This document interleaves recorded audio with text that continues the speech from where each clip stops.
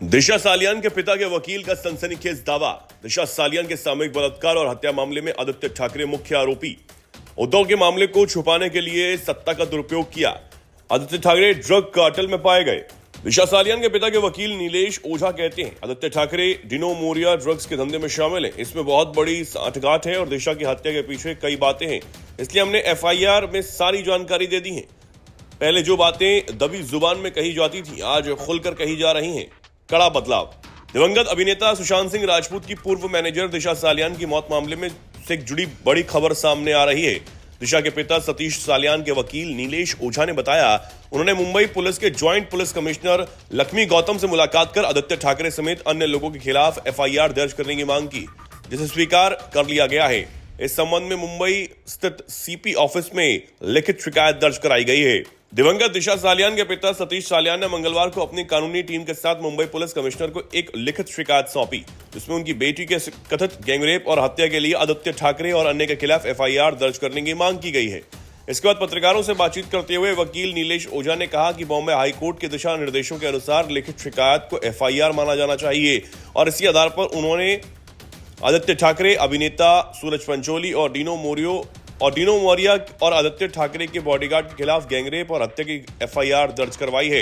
ओझा ने आगे कहा इस मामले में आदित्य ठाकरे मुख्य आरोपी हैं। उद्धव ठाकरे, पूर्व मुंबई पुलिस कमिश्नर परमबीर सिंह और निलंबित पुलिस अधिकारी सचिन बाजे इस मामले को दबाने के आरोपी हैं। मुख्यमंत्री रहते हुए उद्धव ठाकरे ने मामले को दबाने के लिए सत्ता का दुरुपयोग किया।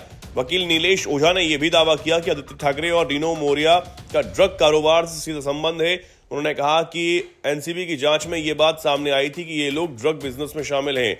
ये एक बहुत बड़ा नेटवर्क है। ऐसी कई चीजें हैं जो दिशा सालियान की हत्या का कारण बनी। हमने इसकी जानकारी पुलिस को दे दी है। बता दें कि 28 वर्षीय दिशा सालियान ने 8 जून 2020 को उपनगरीय मलाड इलाके में एक इमारत से कूदकर कथित तौर पर आत्महत्या कर ली थी।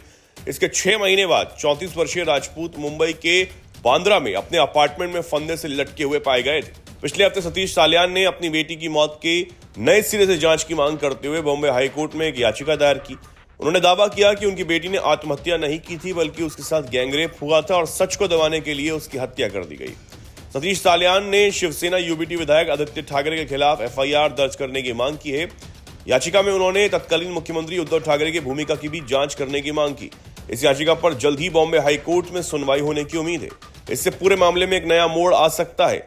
दिशा सालियान के पिता की याचिका पर प्रतिक्रिया देते हुए शिवसेना यूबीटी नेता आदित्य ठाकरे ने कहा पिछले 5 सालों में बहुत से लोगों ने उन्हें बदनाम करने की भरपूर कोशिश की। अगर मामला कोर्ट में है तो वो कोर्ट में ही अपनी बात रखेंगे। मालूम हो कि सीबीआई ने मामले की जांच के बाद दिशा सालियान की मौत को दुर्घटना बताया था। सीबीआई ने अपनी रिपोर्ट में कहा कि दिशा हादसे के समय नशे में थी।